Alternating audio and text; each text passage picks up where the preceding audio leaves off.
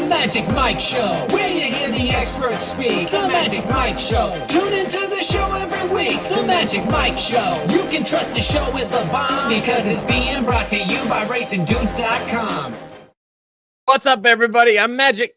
And I'm Mike. And this is the Magic Mike Show. I already forgot what episode it is. Mr. Somich, we're off to a great start already.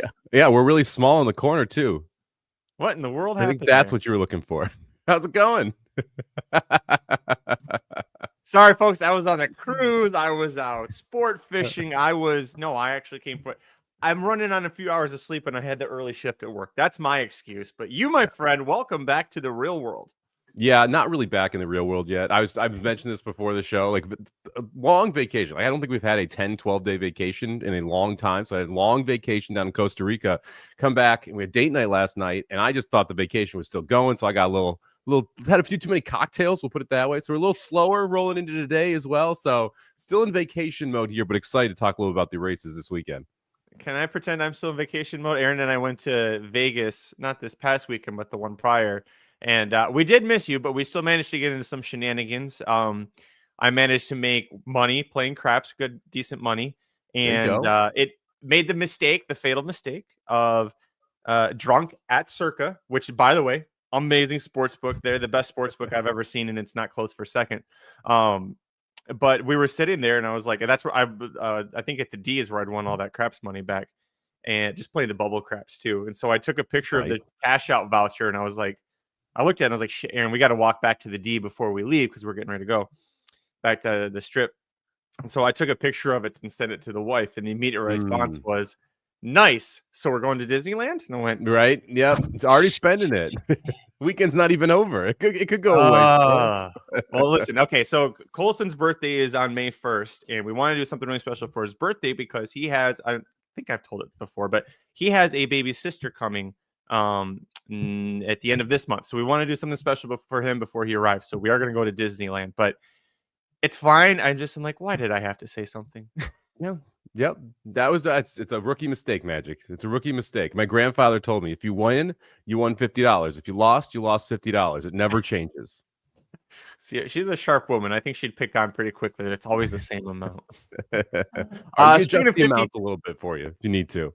Speaking of $50, depending on how chalky the late pick 5 at Santa Anita gets, it might pay $50, but we're going to tackle it anyways. We're taking some shots. We have, I have a single Mike didn't use and went 4 deep. And then we also have one, Mike's got a single in the Santa Anita Derby, but races 8 through 12. We were going to do Keeneland, of course, and then the weather kind of made that impossible.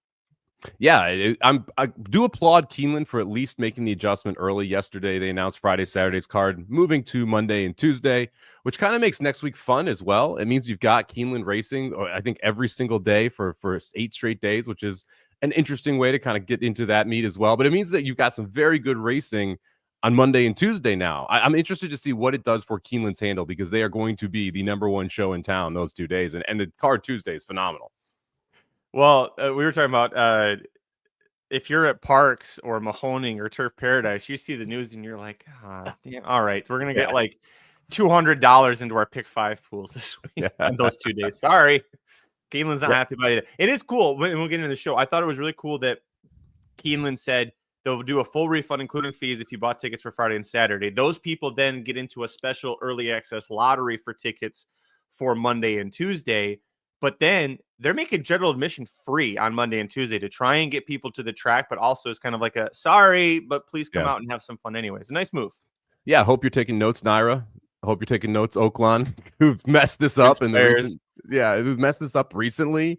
So yeah, maybe pay attention because it's a great way to kind of deal with the problem that you have when you're A, announcing it early, and B, you're finding ways to help try and promote people to get to the racetrack. All right, without further ado, we've got the late pick 5 at Santa Anita Park on Saturday, April 5th, Santa Anita Derby Day. Let's get into it. Riders up.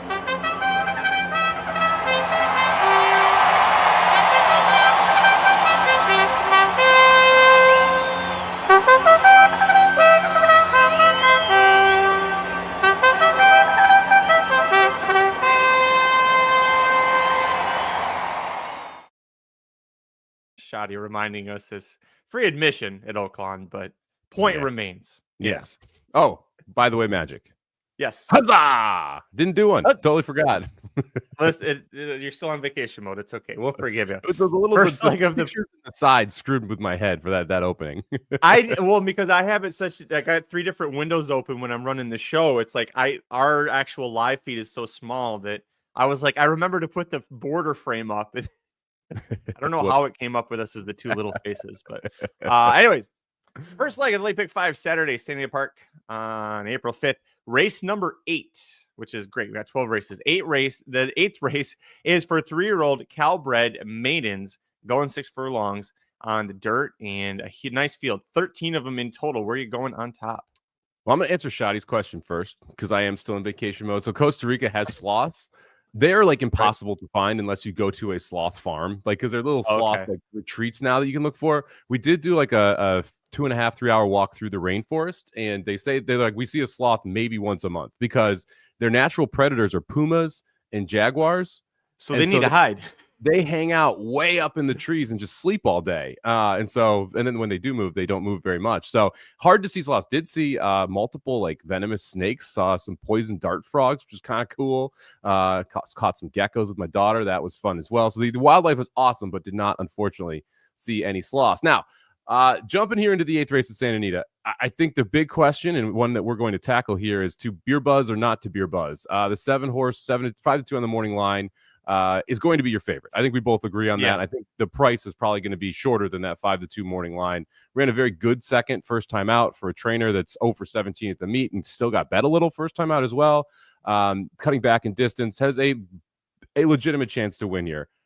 I'm going to pass. I'm going to go against beer buzz simply because I don't want to pay this short price with a trainer that's 0 for 17. And the debut was good. I think there are some other talented horses in this field, and so I'm going to try and get around beer buzz here. I'll start with the number 8, non-decimal. Is that right? Non-domicile. Domicile. Okay. Yeah.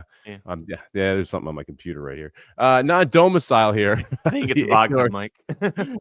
Yeah, it's just foggy, man. For Simon Callahan and Roberto Rispoli, first-time starter here, and Callahan pretty good with first-time starters. Doesn't have a ton of them. 1 for 5 in the last couple years here. But when Rispoli rides for Callahan, generally it means the horse is absolutely live. He's 2 for 6 so far at this meet. He is 2 for 6 so far at this meet here at Santa Anita when the 2 team up. And this is one of those horses that promises fulfilled. We all remember promises fulfilled. Very fast horse. Stands for $5,000. This one sold for $125,000. So right there, you know that there's some talent because you rarely are going to see that large of a denomination or multiple from the stud fee to the actual sales price. I like the workouts. I like the fact that there are a lot of workouts on the tab that are very consistent. You don't see any missed workouts back to the start of the year. And then the fact that right before the race, we go 3 furlongs, we go out of a gate and we go do it in 12s, go 36 for the fastest work on the page. I think means that this horse, non-domicile, is absolutely ready to go here. So I'm going to start with the 8 on top here at 7-2. You want to talk about beer buzz since you are on the beer buzz train? Apparently, yeah. Not the only one. This will be my single here, 5-2, and I think 6-5. Even with the deep field here, we're looking at 6-7-5, I think, because on debut going 6.5 furlongs in a field of 5, sat a good second, made a little bit of a move on the eventual winner, but just second best that day. But the blinkers go on, second time out, and a 71 buyer is a big reason why this horse is getting a bit over bet. But I just think that the horse showed, a good desire to run, which with Calbreds is not always the case. And I think this is a good second time out angle, 1 for 4 for the Craig Delassie barn. And we'll see what adding blinkers does. But the fact that Kyle Frey stays aboard tells me he got off and said, yeah, he was just kind of looking around a little bit. Maybe it'll help him focus. Knowing Craig Delassie, I bet at least one of those 3 works since that race, he had blinkers on, and that made him think it was a good idea to try. As far as the 8 goes, I found this shocking because he was a precocious 2-year-old. Promises fulfilled. The 8 horse will be his 21st offspring progeny to go to the races. One of the last 20 won on debut. I mean, I know he's only standing for $5,000, but 1 for 20, that's it's surprisingly bad. But you talked about the sale price and the from 5,000 to 125 is what it sold for. That's also for a Calbred. Calbred's going for 6 figures is very rare. There's actually a couple of them in here. So when it happens, it's usually wow, that actually is probably a good runner. So I think the 8 is talented. I just didn't want to play this horse first time out. Yeah, I get it. And this is one of those where I don't have any massive opinion here. I just want to try and beat Beer Buzz. That's kind of my big opinion, and we're going to start there with the 8 on that number. But I like the 2 as well in here. Western Freedom for a corner, and let's see, I am just all over the place. I like 2 in here, Western Freedom as well. Ran well first time out at Santa Anita in a $50,000 state bred maiden claimers, taking a step up here. But I thought ran was able to show the early speed there. Sat essentially in fourth around the first or during the first part of the race, and around the turn made a move, was not able to hang on, ended up running second. You get a little bit of a layoff, and then you head back to the track. The workout on March 16th kind of jumped off the page at me, 58-4, 1 of 75 over the track. So I expect you're going to see more early speed here, and you've got the inside lane, which I do think makes a difference. I think Western Freedom, the most likely horse to try and outpace Beer Buzz early, and if that's the case, Western Freedom get the lead. I think he's got a big shot. And then one that Shotty mentioned right here, Outworker right to the outside, was actually the favorite in the last race where Outworker faced Beer Buzz. Well, second choice, I should say, was $1.70. Roman Gratis was the favorite, but it was a short price in that race after a very, very obvious, I would say, trip trouble first out. So like we talk about this all the time when you see a horse have trip issues the first time out, off the board the second time out, and then just for some reason don't run as well. I kind of like the fact that we're going back up to 10-1 here for Yak Teen, who's very good with these 3-year-olds or younger horses. If you kind of meld the 2 trips, I think that's what you actually want to get if race through here. If you look at the first race, he was 12 lengths back, completely missed the break, got bumped very hard, and just ran on for third. He was very close to a fast pace last time. So they went 21-2, 44 to the half, and he was sitting only 4 lengths behind it. So he didn't have nearly the kick that you saw in the first race because of the positioning in the second race. I think you're going to see him a little bit more off the pace. I think they learned something about Outworker in that race, and you should expect him to kind of be more of the mid-pack closing type versus the stalking that early pace, especially with the speed sign on here. And I like the price. Again, 10-1 off $1.70 in the last race. I think this is one of those horses that probably gets bet down a little bit, but has a pretty big shot in here. And then for me, the last one was the 12-horse Gemini Buzz on the outside. Second-time starter here for Ryan Hansen. He is, I'd say, very good with second-time starters, 17%, $2.37 ROI. Adding blinkers on a horse that showed speed and I thought ran really well on the turf. Now we're switching over to the dirt. The turf to dirt move, 27% with a $2.87 ROI. Blinkers on, also good, 17%. This is one of those horses that kind of felt like, especially when you watch the replay of that first race, they wanted to get a bit of knowledge into him around how to run, and now they are switching over to what I believe is the better surface here on dirt. So I like the turf to dirt move here for the 12 Gemini Buzz as well. So I'll go in 2, 3, 8, 12 to try and beat the 7. If you didn't single the 7, where would you have gone in here, Magic? So I was 7, 2, 12, 10. So you used 2 of them. 2 was my second choice for all the reasons you said. I think second time out, the speed angle is going to be big, and then the 12. My concern with the 12 is the barn stats are all fantastic, but it's not the horse's fault. But he's drawn even farther outside than he was for the debut, and it's with that kind of speed. 12 is a little too far for me. I would have liked to see the 12 and also the 10, who I put forth, draw inside. I thought that the 10's effort 2 back going 6 furlongs on the turf was good. He tried a mile, and that clearly wasn't to his game. So maybe at least at this point in his career, he's better as a sprinter. But I mentioned there's 2 horses that are triple-digit Calbreds purchases. This one sold for $200,000. Yeah. He's by flatter out of an arch mare. So you see that and you're like, oh, this horse is going to want to run 2 turns, maybe 3. And then you watch the route and it's like, well, he had zero excuse. He had the right draw and everything. And that is just a horrible effort routing on the turf. So maybe the dirt is what this horse will want. And maybe eventually he'll stretch out.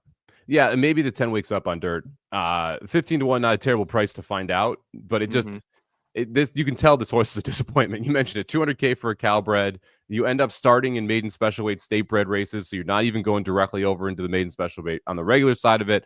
And then you just 3 kind of lackluster efforts. Didn't really get much better. Wasn't bet in the first race. I mean, just a lot to kind of dislike, but at the same time, because of that price, you do expect there's some talent in there.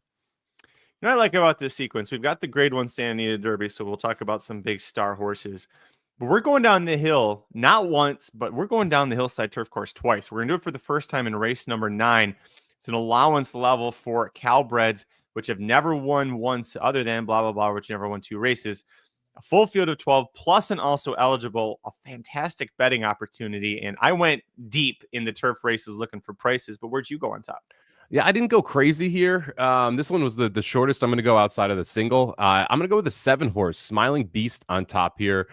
This is a horse that is going to try the turf for the first time, but was awesome on debut at Santa Anita. Hernandez rode this horse, got a win by 2 lengths there, going 6 furlongs over the dirt. Jumps into a $20,000 state bred optional M1X, ends up winning that race as well. Steps forward and goes into the Cal Cup sprint and gets, demolished by Big City Lights, which there's absolutely no shame in getting demolished by Big City Lights. Now it's jumping over to the turf. And the reason for this move is you want to get back in that N1X condition, which you can't get in on the dirt, but you can still do it on the turf.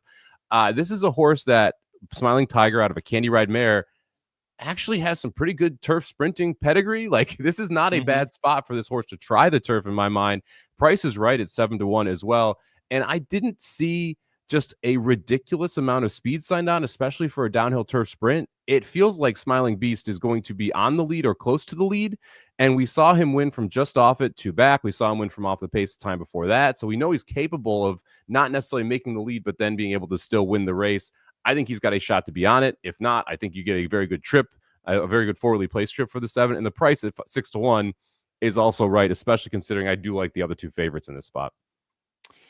I gave a look to the horse. It's an interesting move for Corner to try it. To me, it felt more of a trial. We'll say, hey, maybe this horse will like it. Maybe not. We can always go back to the dirt. Don't hate it. I think you make a case for a lot of horses in all 3 of these turf races, to be honest. Top play for me went just to the outside of that horse. So we have dueling top plays that the other one didn't use. Piper's Causeway. The race 2 back on February 2nd. So this is owned by Battleborn Racing Stable. That's the stable name for Nick Hines, who I share the FanDuel TV desk with a lot. And he had told me going into this that they thought the horse was going to really fire into that February 2nd race. And he had the lead, and he didn't know. He had the lead and looked like a winner. And then Ghostly Act was like along the outer rail and came flying with all the momentum. And just, I think Piper's Causeway just never saw him. But it was a really solid effort that day. And then out of that went to Los Al on the 23rd, and it was a paid workout. Sarge actually owned the top 2 finishers there. But it was just a paid workout. They were going to enter him back in a different race down the hill, and they scratched because they didn't like the draw. This is where they end up next. He's proven down the course, really should have been a winner that day. So I put the 8 on top at 6-1. Yeah, I looked at this one long and hard, and I like using these horses that come from Los Al because they get disrespected on the board. And when you have form that shows, and in this case with Piper's Causeway, there is form that shows that he fits in this race and he can handle down the hill and handle Santa Anita. It's not just a Los Al horse, but still you're going to get a little bit better of a price. You probably should. I couldn't get there, but I wouldn't be shocked if the 8 is able to win the race. For me, second pick here, the 4 horse Uncle Chili. Love the name there. Pipey and Hernandez team up for this one. This is the second time this horse is going to be turf sprinting after a very good turf sprinting debut last time. Was just a little too far back from Double Jab to be able to get the win that day. But I thought closed ground very, very well. Was able to handle the turf. I don't love when you have a first-time turf horse, especially at Santa Anita, that doesn't have a ton of speed, that draws inside. And that's what happened to Uncle Chili, where drew the 2 posts, kind of got shuffled back into that field. It was a field of 7, and he was sitting 7th for the majority of the backstretch there before making a big move on the turn. I think getting out a little bit here to the 4, having experience on the turf, and also having the downhill course will help Uncle Chili be able to get a little bit more comfortable of a trip than what we saw last time out. So I'll take Uncle Chili the 4 as my second horse on the ticket. I'm with Dennis. I was against Uncle Chili here at a short price, but if he wins, would it surprise me? No, I really like a different horse that's a very similar in price, because I went deep here. Yeah. I didn't want to use both of them, but we can talk about it because it was my next choice. Second up for me is the 10 Private Gem, the one horse we agreed on in this race. I thought coming off of a layoff of, 15 months, November 3rd, 2023, he almost beats Magic Spoon in the Breeders' Cup undercard in the Golden State Juvenile. And then returns on the turf sprinting and pops a huge buyer, first-time Lasix, first-time turf. And then now they're like, okay, now we're going to go down the hill, which is a slightly different configuration, but they're drawn well. If you remember, think about a normal starting gate at the top of the hill. They have to turn right and then left. So the horses that are drawn outside can tend to be, if they've got early speed, will tend to be the first ones into the turn as they make that left because they've already gotten the jump. He's drawn really well. He's got great speed. He doesn't need the lead. I don't think he showed in his debut that he could pass horses willingly. And he's got Umberto Rispoli back aboard, who's only 6 for 18 for Mark Glatt, one of the top trainers going right now. So, the 10 private gem for me, 7-2, because you have Uncle Chili there at 3-1. I went deeper, so I didn't want to use both of them. Yeah, I chucked the favorite in the first, and so I'm going to be a little chalky here in the second. 10 was the other horse that I used in private gem. I thought private gem makes a lot of sense here. You mentioned the layoff and being able to run that well off that layoff is very impressive. Glatt's been on fire for what it feels like. I don't know, almost 6 months now. It's 25%. Yeah. This is a long hot streak here at this point for Mark Glatt. He's 25% right now for this meet. 41% second off the layoff. That's pretty good, especially considering this was like the stereotypical horse who was going to need one coming off that long of a layoff. So you would expect you're going to see some improvement here from Private Gem. Only thing I didn't love is that they didn't go very fast. Private Gem kind of got a really good trip. There were only 6 horses in that race. Like, if I'm going to knock Private Gem, it's because of those kind of more minuscule reasons to knock him. But I still feel like he is one of those that you almost have to use. So I ended up 4, 7, 10 here. I'm going to use some short prices, but hopefully the top pick, the 7 at 6-1, can get us home.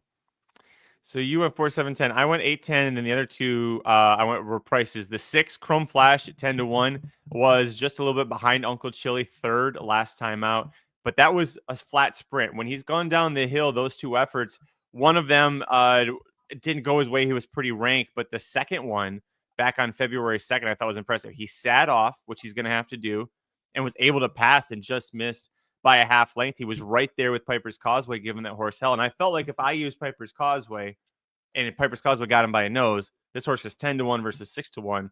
I threw him out. You didn't use Piper's Causeway, so and he got beat by Uncle Chili, who you're using, so I understand not using him. But I think he likes the Santa Anita turf. He's 0 for 4, but a second and 2/3. Other than when he was ranked, he's had good efforts, especially if you look, he took the blinkers off 4 back.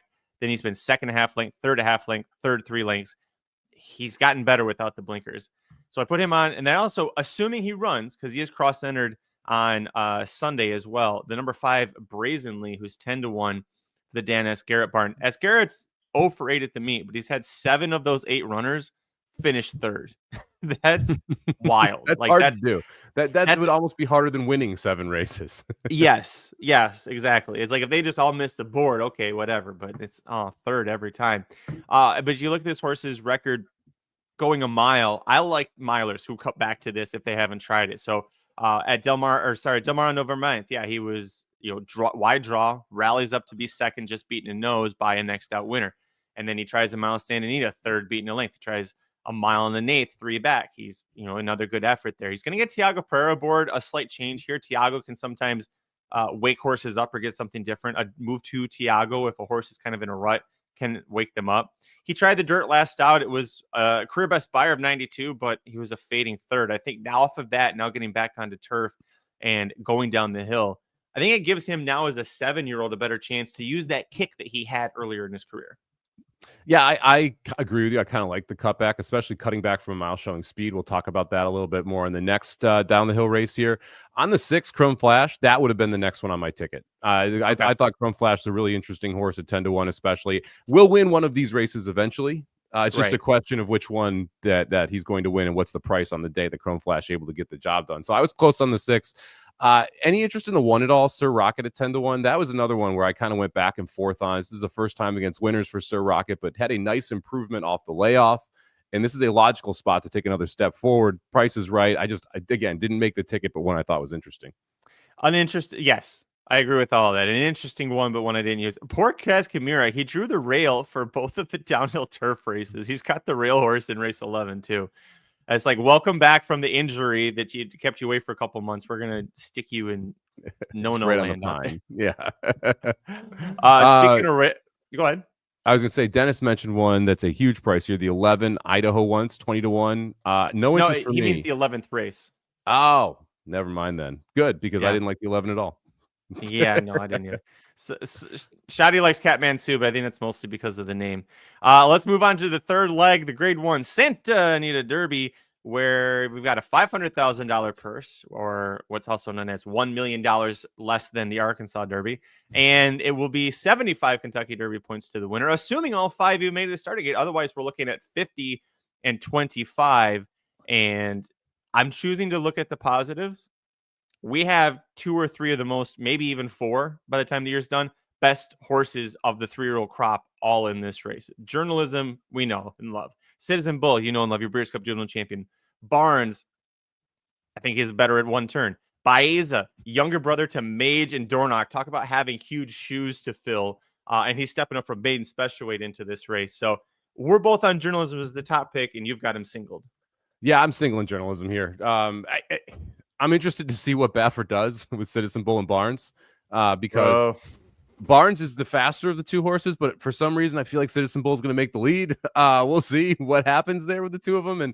But I don't know if they can mess with Journalism. And that's one of the things when you're looking at this race is if Journalism takes any step forward, first off, watch out. He's just a monster. If he runs the same race, I think he's extremely hard to beat. But because of the way that he wants to sit here, he's got enough early tactical speed. If he just pockets up right behind Citizen Bull and Barnes tries to box him in, fine. That's probably the most likely thing that they can do to try and slow him down. But he can be close to a pace that Citizen Bull's setting. And he was able to be close to a pace that Barnes set and then run Barnes down, who I think is the better of the 2 horses. Now, I know you don't necessarily agree on the distance for Barnes, but again, I go back to that San Felipe. If Journalism isn't there, people are raving about Barnes because he wins by 10, 12 lengths, runs a 105 buyer. Like, it would have been one of just a crazy story. So I think that Journalism is a very good horse. I don't think that the setup here hurts him from a pace perspective because I think he can be tactical and still run down whoever is in the lead, be it Citizen Bull or Barnes.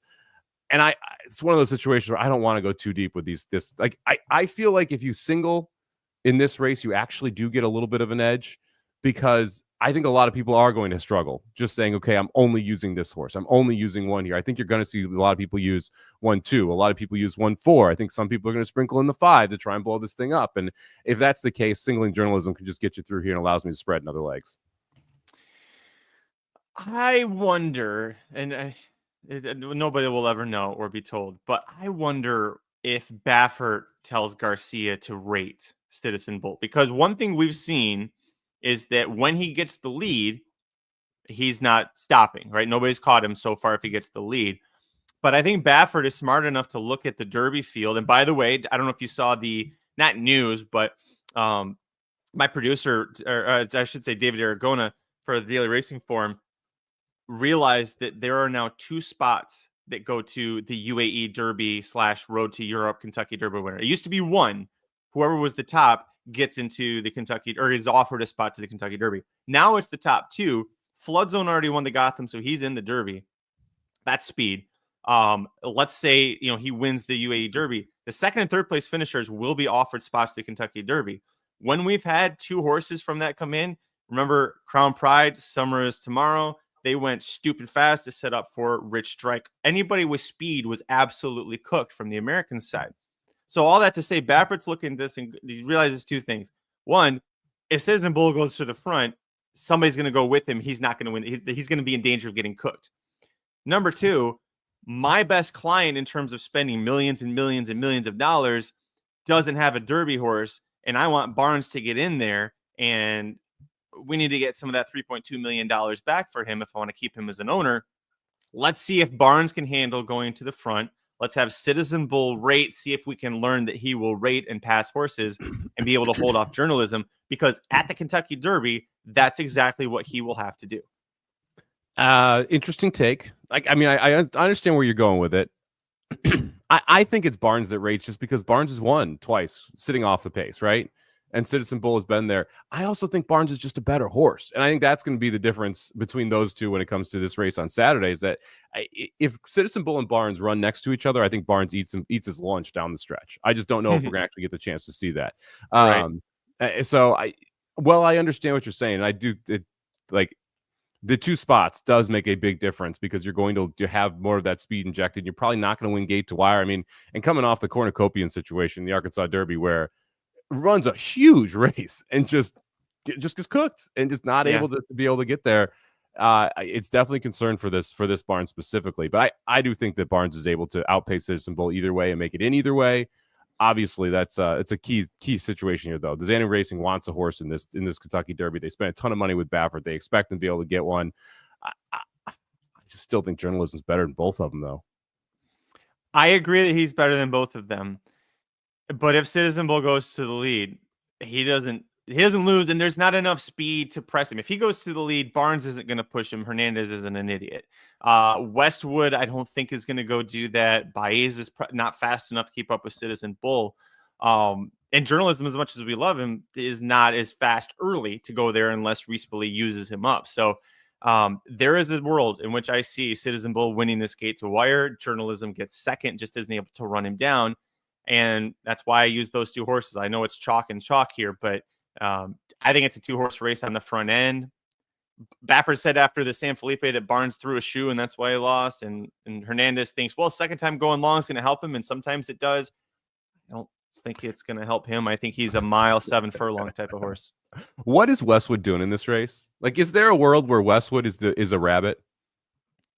No, Westwood. So, okay, respect to John Sheriffs for putting a maiden in here because Baeza, to make the Derby, needs to finish top 2. Yep.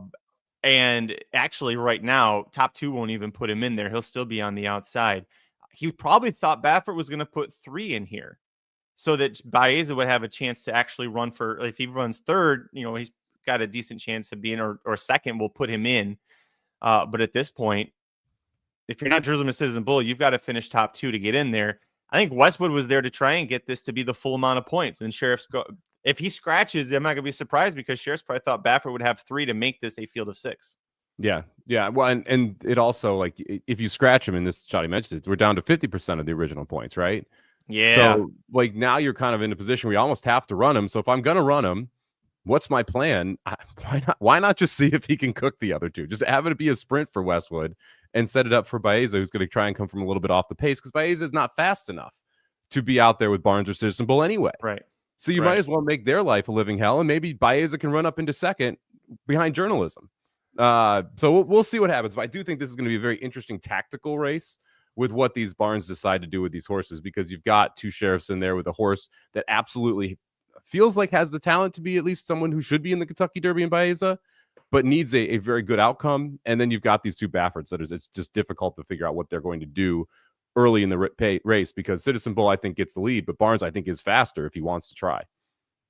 I mean, Mellencamp was the sacrificial rabbit to make a field of 5 in the San Felipe. What the hell is he doing? You couldn't put him in here to make him the sacrificial lamb. Like, he's going to end. We all know what's going to happen. He's going to miss the summer. He'll show up in the fall or winter with Brittany Russell and suddenly win a grade 1 on the East Coast or grade 2 race. Like, that's the classic horse that Mellencamp is. So why are we pretending he's anything different, Bob? Why didn't you put him in? Sorry, I'm just mad that there's not going to be 100% points for that. That's all. Yeah, I mean, it's the reason why they did it, why they adjusted the points if you can't get the fields. But it just kind of sucks because, like, there are 4 legitimate horses in this race. Yes. And you look at some of the other races that are going to be run, and it's like there are not 4 legitimate horses in some of those other races during the prep season. And that's it's a little frustrating. I don't think we've got 2 legitimate horses over in the UAE Derby, and 2 of them are going to come over for the Kentucky Derby. But that's a different discussion. Race 11 is going to kick off the late. I'm still in work mode. It's the late daily double at Santa Anita Park. It's also the 4th leg of the pick 5 that we're actually talking about here. Back down the hillside turf course, older fillies and mares, open company, and another overdrawn field. 12 plus 2 also eligibles. Another fantastic betting event. You didn't say penultimate. No. What's going on, Magic? I purposely didn't. I'd already screwed up. I didn't want to. Okay. All right. 11th race here. I'm giving the number 5 on top here. Miss Roberts, 8-1 on the morning line. This is a fantastic betting race, by the way. Just like an awesome race to try to attack here.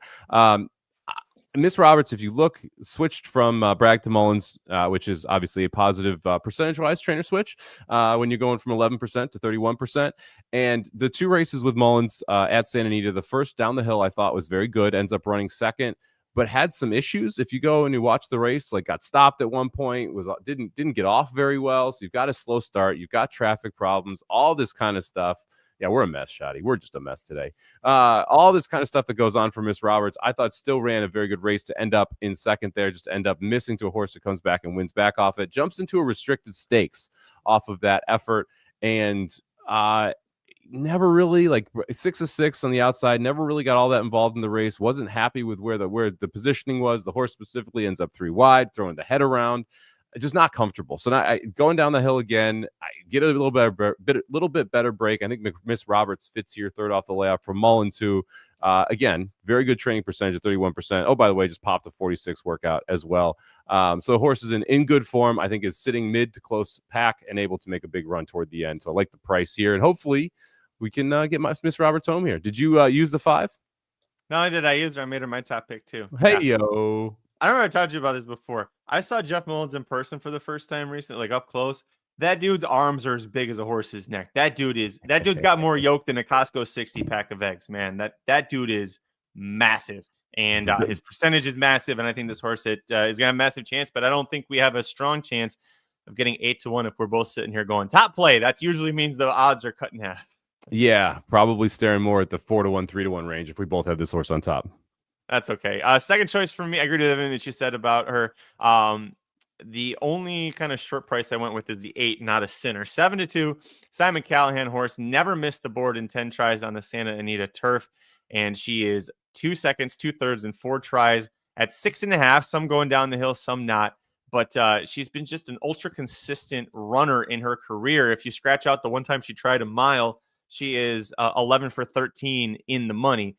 Really, really strong for her. So, and if you take out the 2 times she tried 5 furlongs at Del Mar, again, she's never missed hitting the board. So, really consistent runner. She needs the right setup, but she's getting reasonably aboard. Pratt almost won with her last out, just lost by a head.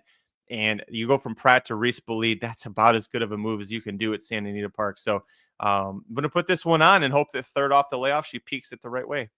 Yeah, had the lead in the stretch as well last time, and just able to just got nabbed at the wire there by Ash and Ange. This is the short price I left off, because I also kind of went the same thing. I used one short price and then spread around it. I used Nene Diamond, who was the horse that ran third behind her last time out, or when she ran second. But yeah, I didn't feel like this is one where you want to use both. I think Nene Diamond is a horse that's going to be able to get out front, make the lead. Was favored last time. Broke poorly, and that's why the 10 didn't make the lead last time out. Had some issues early with traffic, and if Nene Diamond's able to break better, I think you see Hernandez put this horse on the front and have a legit shot to go gate to wire. So, Not a Sinner beat the 10 last time out. Not a Sinner got to run her race, and the 10 did not get to run her race, and I thought they still were very competitive. So I flipped it around. I went with the 10 instead of the 8, but same type of thinking, like where I want to use one short price and then see if we can find a price around it. Third up for me, I went to the number 11, Shocking Gray, a horse that first time, I should say actually 2 back, last start in the Jeff Mullins barn, going down the hill, stalked, won by 2 1/4 lengths. That was a Calbred Stakes race. Last time out, it was her first start in the Papa Prodromo barn because they purchased her for $170,000 after winning that race. And as a 2-1 favorite, she was a little ranked, a little forward early, and that kind of showed that it wasn't her right running style. She's going to be second out now for Papa Prodromo. Drayden Van Dyke's in town, which I didn't realize he was in town. I don't know if he's moved his tack for this summer or whatever, but I think if he can get her to relax, and Drayden's not usually an overly aggressive jockey, so I think that, if she relaxes, has a race just like she had 2 back, it's going to help a lot. She's got to win a second and a third over this course. Last out in the stakes race was her first time missing the board. So a horse with success on the Santa Anita turf, where all 3 of her career wins have been. Going down the hill, more success. I'll put the 11 on at 6-1. I just wish Michael Olsen was here, because I need our Rockingham Ranch representative to tell me if she's worth a shot. Yeah, I mean that this would be a good time for him to be able to jump in and give you some either the one time we want down. him to tell us about the horse. He's not here to do it. Look at that, unbelievable. Yeah, I didn't use the 11, but I also don't hate the 11. Like I get where you're coming from on it, but didn't make the ticket for me. Second horse, I should say first price on the ticket here. I am going to go to the rail here and Mount Jika, 15-1 on Mark Glatt and Kimura. This is a horse, if you kind of go back, and we'll talk about a couple of the horses in here that I thought were interesting, but this is one where you go back and you look at the European form on this one, and you go back to when was this horse successful? Was it going a mile? Was it going 7.5 furlongs? Where was it? Well, the horse didn't go over a mile in any of those European races. Consistently was running shorter. Since coming over to the U.S., we've seen this horse go a mile and 16th, a mile and mile 16th. We sure that we want to be going 2 turns every single time with this horse when that's not what we were doing against pretty good fields in Europe? And so I look at this and say, I think this horse may actually want to be a sprinter. You've got Glatt cutting this horse back. We talked about how I like specifically horses that show speed at a mile or mile 16th, then cut back to the 6.5 furlong distance down the hill. It feels like you don't need the lead with this horse, but you're going to have a little extra staying power because of the foundation that you built at these longer races. First off, the layoff, the one big concern there. We'll see what happens. But again, Glatt has been absolutely on fire with everything recently. 25% at the meet, 22% turf sprints, 20% off this type of layoff, 26% when you team up with Kimura. So kind of all systems go there. And this is one where I feel like we're finally doing the right thing. I this is a 1-turn horse in my mind, not a 2-turn horse. And getting back to sprinting, willing to take a shot here at a price 15-1. Yeah, I have this horse on there as well. And the sire, the Australian sire Zouster, is more of a sprint miler type. I get why they were trying a little longer, a little bit, because you have Montague as the dam sire, and that usually is mile and a half style. You and I looked at it 2 different ways to land on the same horse. You said the 2 times you went over a mile were bad. I said the 2 times you were at Del Mar, you were bad. Maybe you just didn't like the turf course there. So interesting that we land on the horse, but in different ways. But not worried about the layoff. Agree with everything you said about Glatt training this one, and very curious to see how she does, because if she takes to it, we're not getting this price on her again. So hopefully a horse that was 7-2, 4-1, 7-1, you get 15-1. Yeah, nice little bonus price here because we are off the layoff. But it to me makes sense in this race. And again, I don't hate that one post. I realize you are a little bit outside in that first turn, but you got a lot of time to figure out where you want to be. And it's not nearly as the same as the flat 6 furlongs where you're on the inside there. And if you don't break well, all of a sudden you're in a world of trouble. I got beat last week by I got knocked out of a little mini sequence that Fresu won on a horse going down the hill it was for Glatt, had never shown stalking or passing before, but didn't get out of the gate the best. And there was a lot of speed in the race, so I didn't like the horse. And everybody burned out, and he just went right on by. And it was he was it's kind of had to improvise. So we didn't know he could do it because he never really asked the horse to do that before. Look at the one. Yep. Been speed the last 2. Doesn't mean the horse has to be the speed. So I did go 5 deep in here. I'll quickly say I also went with the 7 Summer Lake at 20-1. Now I know it's Carla Gaines first off of a long layoff. It'll be a year. It'll be 364 days since this horse last ran. So a long layoff. But I just think this is a horse that, came back from a short layoff to win by 3 1/4 lengths going down the hill, and then followed that up against Open Company as a Calbred, almost winning again. She's 6. She's got, she's a multiple winner. She's got $105,000 earned. She's owned by her breeders. There's a second career waiting for her. And the fact that they brought her back at 6 instead of breeding her tells me that maybe she's still got something left. So I'll trust Carla. It's worth noting that Ricky Gonzalez is going to be aboard this horse for the first time. And that's important because he had been the regular rider for the 2, Edesia, for her entire career. And that is Phil D'Amato's future son-in-law. So for him to say, peace out, I'm going to go over here and hope to go back and see his daughter again, I think is pretty impressive. So Ricky Gonzalez on the 7 Summer Lake. Yeah, interesting angle there. Don't hate it. I wish this were a state bred race, and I'd give the 7 a lot more chance. The fact that we're an Open Company here, I think is going to make life difficult for the 7. But we'll see again. 20-1. Never going to tell you not to play it. I agree with Car Ramrod. Give me the 9 is the last horse on here for me. Andiamo Ragazza, 15-1 for Peter Miller, going down the hill here. This is a horse where, and again, if you kind of isolate the down the hill races, all of a sudden you're seeing a lot better horse than what you were seeing when you take away the down the hill races. And this is a horse that's gone 6, 6.5, a mile and 16th, 5 furlongs, been on the dirt, been on the turf, a little bit of everything to try and run in a bunch of these different Cal Cup stakes. But if you go back to the race against Grand Slam Smile, 4 back, going down this turf course, that race wins. That ran a very good 4th. Stay and Scam was in 3rd. Big Summer 2nd. That beats this field. If you can just run back to that race, you're getting 15-1. And I can kind of make an excuse for the last time at 6 furlongs. If you go back, you watch the replay, there was a ton of trip trouble there. If you go back 2 back, that's a very good field. Against Day and Scam was in there. Shockingly, Gray won that race, this 11 that you're using. I'm going to try and beat that horse, but I am going to use the 9 Andiamo Ragazza here. That all the horses for you? Because there was one I wanted to ask you about quickly. Nope, that's it. 1, 5, 9, 10 here. Okay, so Dennis had told us earlier, the race 11 was his price play. He likes the 6 Thermal, second off of an extremely long layoff, almost a year and a half. And she came back at 4 and posted a really horrible buyer, but she showed good speed early. And, there's no drop, there's no retirement. She's $625,000 of Nyquist. Though it's Tala Racing, and they're like West Point. They'll spend about 3 times what a horse is usually worth at the sale. But trying to go down the hill here for the first time when, as a 2-year-old, she posted back-to-back 78 buyers running on the front end, going flat 6, flat 5. So Sadler's second time out is 25%. Any interest or consideration at all for the 6? I looked long and hard at this one, especially because of the price, right? 20 to 1. Yeah. This horse got bet on debut as well. It was like, what was it, 2 to 1 or something like that in that race? $2.09, essentially 3 to 1. In a 9-horse field coming back off of that layoff. This is a horse that I liked coming off of that layoff.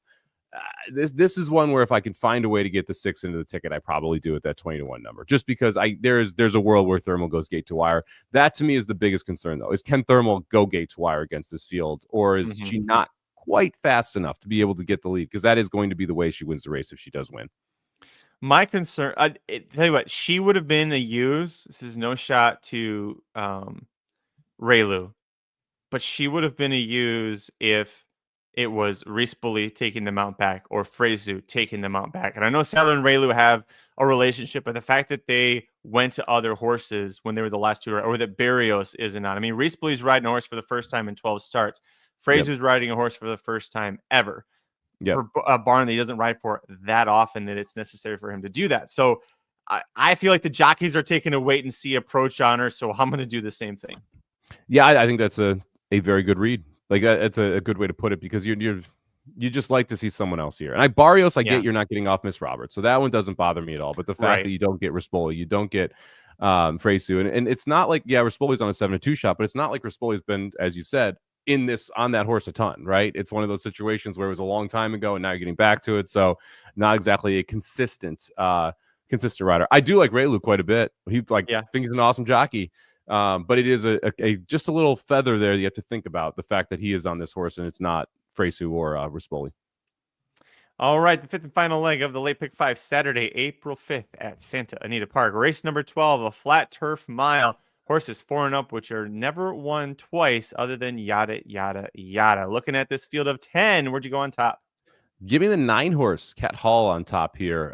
This is a Sadler Barrios horse who I thought ran really well last time out. If you go back and you watch that race, broke to the 10 post, the mile in 1:34, was coming from off the pace, still was able to close ground considering how fast they ran that mile, and ended up just missing to Heart Headed and Genius Jimmy, who are both in this race.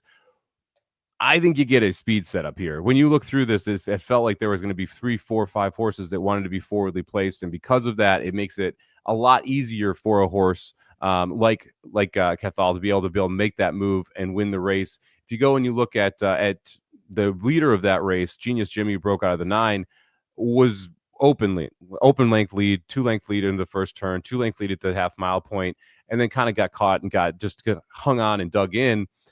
You're not going to get a 2-length lead in this race. You're going to see more pace pressure if you're Genius Jimmy. I do think the 1 has an interesting shot from the inside, but I think the 9 here gets a better trip than what we saw last time, able to flip the script on Heart Headed and Genius Jimmy.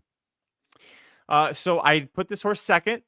You and I agreed on that one, and we agreed on the horse that's my top pick. We'll see where you put the 8 Heart Headed, but this is you remember that, like, pre-COVID, like 2018, 2019, Hector Palma was 0 for a million on the turf. And it's like he won once and it was like he was auto chuck. You saw Palma turf. Don't even look at it past that.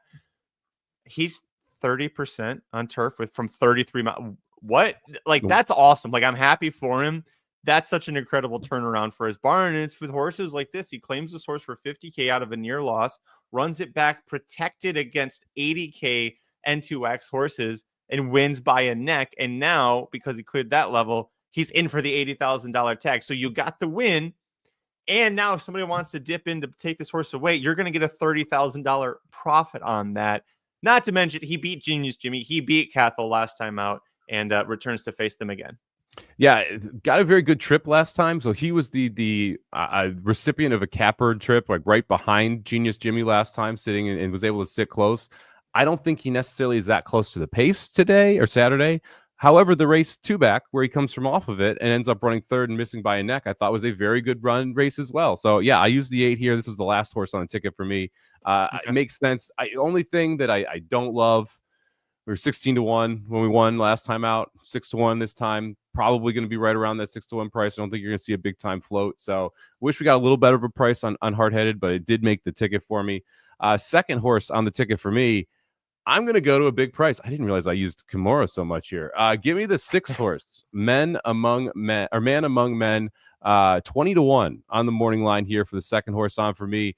And can you explain why we didn't just keep running it a mile with this horse? Like, what were we doing here? Going a mile and a quarter, a mile and an eighth, 6.5 furlongs, just all over the place here with a Man Among Men.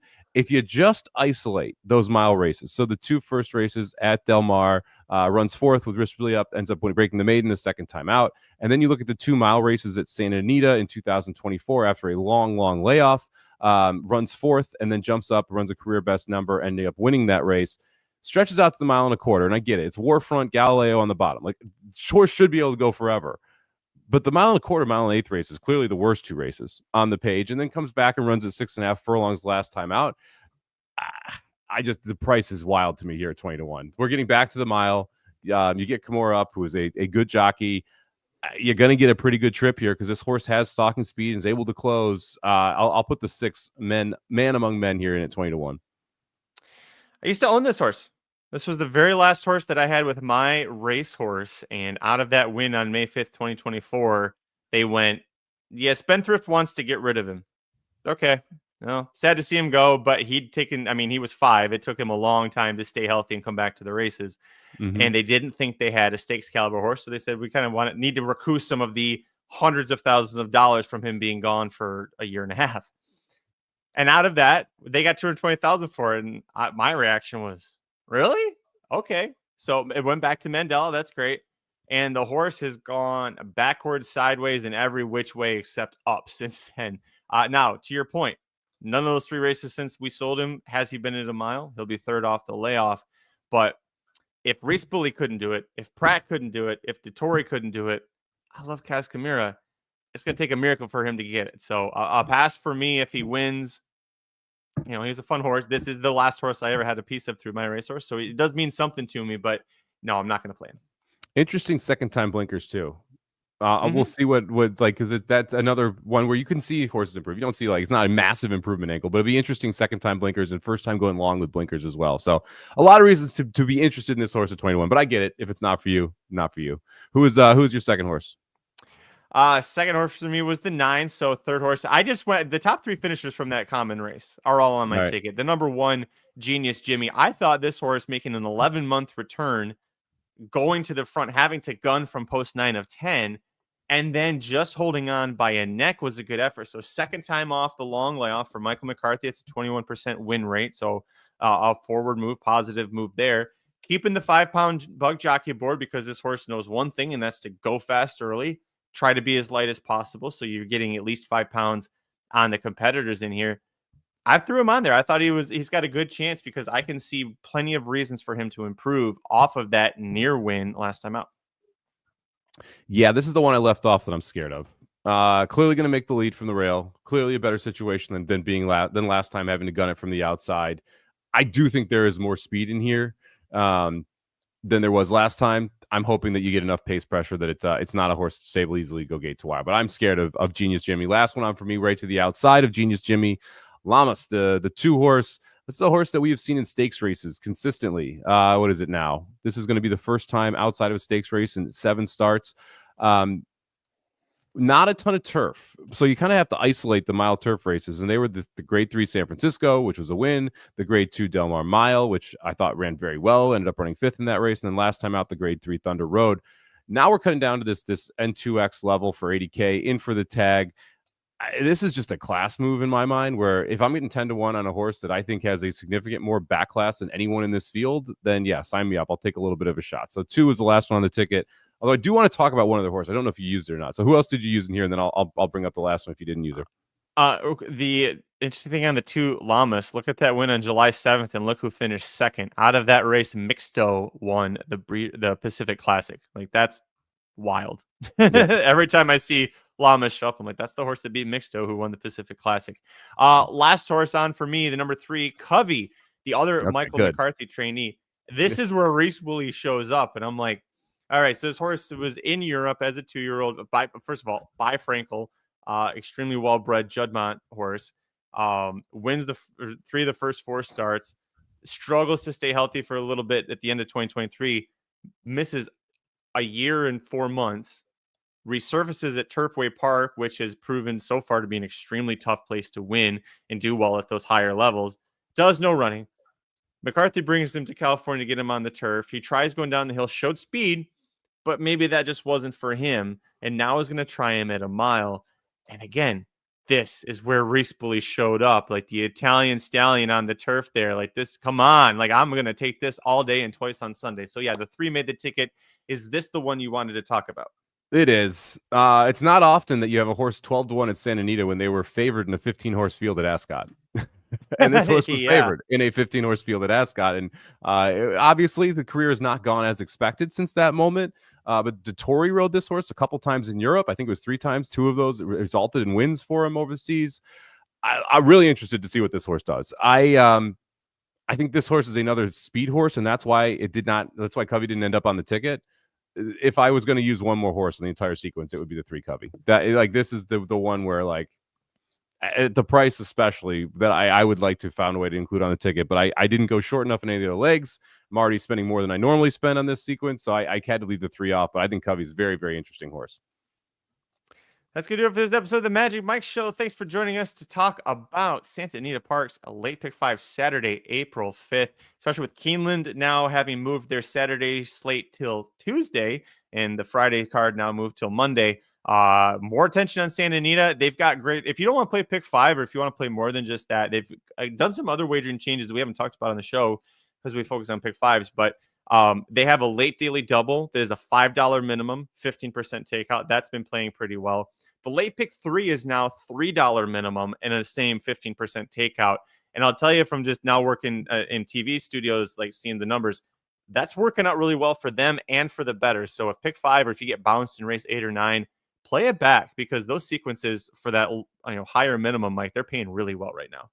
Yeah, the turf pick 3 thing has been phenomenal. Keeneland was the first to do that. Now you're seeing it all over the place. That's been great there. But the late double, I didn't even mention that one. Yeah, yeah, and the golden hour pick 4 too. One that was fun. That's unfortunately not around anymore because Golden Gate's gone. But that late double still there, similar style of what they were looking for. And the other one, like, it may not be for you, but the coast to coasts have been paying very, very well as well. So if you do want to play Santa Anita in a couple other ways, you can get the coast to coast, which I believe is Gulfstream in Santa Anita this weekend. All right, 50-cent ticket time for the podcast listeners. They're like, guys, shut up. We just want to hear this. All right, I'm going to go single to 7 with 5, 6, 8, 10, with 1, 2, with 1, 5, 7, 8, 11, with 1, 3, 8, 9. That's $80. If you want a single journalism in the Santa Anita Derby, you can play it for $40. You can press it for $1, and it still costs you $80. Yeah, I spent more. I don't usually spend this much on the Magic Mike ticket, but I'm gonna take a little bit of a shot here. 2, 3, 5, 8, 12, with 4, 7, 10, with 1, 5, 9, 10, with 2, 6, 8, 9. That'll be $96 for 50 cents, and got to get through that first leg where we're not using the favorite. Head-to-head. So programming update for everybody. This is going to be for a while my last time appearing on the Magic Mike Show. As I mentioned at the top of the show, I've got a baby girl due at the end of the month, and need to spend more time at home kind of helping my wife fix up the house to get us ready with the nursery and all that. If you can kind of see behind me, we still have some boxes from when we moved in December. So got to take a step back from this. I'll still be on FanDuel TV, of course, up until she's born, which will be right at the end of April if everything goes according to schedule. But just want to let you know, if there are some gaps or whatever, it's because Mike didn't find a host or whatever he wants to do is fine. But I should be back probably early July is when I would guess. Just in time for Saratoga, baby. Yeah, I'm going to talk to Aaron after the show. We'll figure out what the plan is here. He may just be jumping in for a while. I think that might be the easiest way to do this, since it's going to be a couple months. But we'll figure it out. I will never hear the end of it if that happens. Man, I had to fill in for you today. Blah blah blah. Or can you believe how much good I did? Oh, yeah, shut up. Yeah, he'll be fine. He'll be fine. He'll be happy with it. Shows this weekend, Magic. When you on?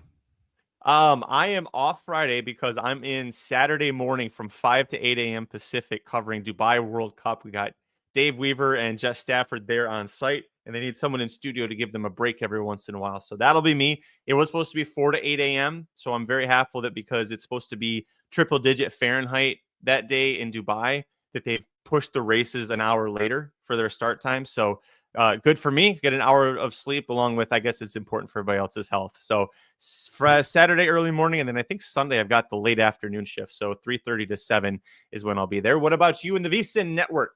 Tomorrow, 11:15 a.m. Pacific. Catch Aaron and I for VSiN at the Track, Road to Kentucky Derby. We're talking about all 3 Kentucky Derby preps, have our top 5s for the Derby, answer any questions. Thank you, everybody, for showing up in the chat over there. Appreciate you being there for the first couple weeks. I'll be back again there, and then that'll re-air on VSiN proper on Saturday morning as well. But make sure you check out the YouTube one, because the YouTube one, you get to hear us talking during the breaks. I know you enjoyed that, especially in the first episode when we didn't know the mics were on. And there was a little bit of awkwardness there. Luckily, no one said anything that could get anybody in trouble. You were close. Not you specifically. Your co-host was very close there. I had to text him and be like, your mic is live. Don't say anything else. So no profanities were dropped, which was really a positive thing and kind of lucky, to be honest with you. So we'll be back on that show tomorrow. Check that out over at VSiN Live here on youtube.com. And then Saturday and Sunday from 11 a.m. Pacific, 2 p.m. Eastern. No, that's wrong. 10 a.m. Pacific to 1 p.m. Eastern. I'll be on Ready, Set, Bet talking about everything in the sports betting world as well as some of the horses as well. Never cuss on set. Let me tell you that I'm sure this experience is the same for you, but there's a lot of cussing, as Dennis would say, that happens when the mics are off. So thank goodness for directors telling you, coming back to you soon, 10, 9. Yeah. Okay. Get the last ones out. Or you can pull a Simon Bray at the end of the Breeders' Cup Sprint when his mic went live a little too early and you hear him talk about Straight No Chaser. I thought he was fucking done, except that he definitely said it loud. And I just was like, oop! Hey. He wasn't supposed to say that. Also, just know who has access to the studio mics as well. Who else could be listening? Because it's not just the people right around you. There's other access to those studio mics. So a lot of times, management listening, if you're ever doing this, then they don't have the muting button there, so they can hear you when you were talking in breaks. I know somebody got in trouble for that one. Oh, it wasn't me. I know somebody who got in trouble on my team. That's somebody who was a guest analyst who is conspicuously not been a guest analyst anymore. In a minute. Yeah. Just watch what you say. When you're in front of a microphone, just assume someone's listening. Assume somebody's listening, recording. It's going to go to court someday. That's the good way to... Are the Blues winning tonight for 11 in a row? And did you watch the Blues come back against the Red Wings, or were you heartbroken? No and yes. Okay. Actually, no, not heartbroken. I've given up on the Red Wings this year. Like, we should have beaten you, I'm sure, but Aaron said it was a very frustrating 59 minutes, 30 seconds, and then it was one of the greatest games he's ever seen. The Blues were dominant in the first 2 periods and then just played like dog shit in the start of the third, and then decided, hey, we're going to try again in the last 5 minutes of the third, and got a goal, tied it up, went to overtime, scored 10 in a row. So it was fun, but yeah, it was interesting. Who do you play tonight? Pittsburgh, -230 favorites to go to push the streak to 11. Although I kind of want to lose now, which is weird because I would rather play Winnipeg than I would play the Las Vegas Golden Knights in the first round, and that's who we're likely playing one of the two. And I would much rather be the 8 seed and play Winnipeg than the 7 and play Las Vegas. So we'll see. We'll see what happens tonight. With you. There you go, revenge angle. Penguins the last team to beat them. I hope you. I texted Aaron. It's not enough that your Blues had to beat the Red Wings in overtime 2 nights ago, but last night the Thunder beat the Pistons, and Pistons have been really good, much improved. Yeah, I saw a stat now. Oklahoma City is 29-1 against Eastern Conference teams. I was like, oh, so the Pistons just never had a chance. Okay, yeah. Oklahoma City's awesome. Like I don't think people are realize how good they are. We'll see what happens when we get to the playoffs. But they don't have the same issues on the inside that they had before. No, I don't think Dallas is catching Winnipeg. Are they? I don't really want Dallas. I want Winnipeg. I would like to play Winnipeg, please. Can we? I would hate to have to play Dallas because at least one of those games are going to bust out those ugly ass black and neon green jerseys. Oh, I do like playing I like playing in Canada too. Although if it was in Vegas, Yeah. I'd probably get to go to at least one of the games. But So. don't you feel a little xenophobic rooting against a team, like playing hockey against a Canadian team in Canada? Like if they win there, aren't you just like, I shouldn't have rooted for that? No, because like Canadian teams suck in the playoffs. So it's great to play against the Canadian teams in the playoffs. That's my rule of thumb, unless it's Edmonton, because I just think it's funny every time they lose in the playoffs. That's just it will always happen. It's just a matter of how far do they get before it happens. The Leafs are my funny team to lose in the playoffs because immediately all the fans just lose their mind, which is, Yeah, I get it. Trust me, as a fan of teams, I'm not happy either. But that Leafs franchise, fan base, they think they should win more often than they do. Well, as fans of teams that, unlike the Maple Leafs, have won a Stanley Cup this century, it's a little tough for us to really associate with that too much. But we're happy you joined us here on the Magic Mike Show. We've gone overtime, so we're going to get out of here. Follow us on Twitter. I'm at Curtis Kalleward. He is at Somobomb 18, number 1, number 8. I will see everybody again in July. Take care of yourselves. Best of luck in the Derby. Any final words? Go journalism. I'd like journalism to win. I really want him to win.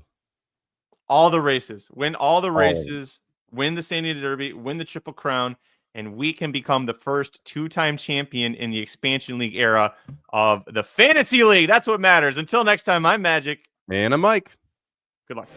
The Magic Mike Show, where you hear the experts speak. The Magic Mike Show. Tune into the show every week. The Magic Mike Show. You can trust the show is the bomb because it's being brought to you by RacingDudes.com.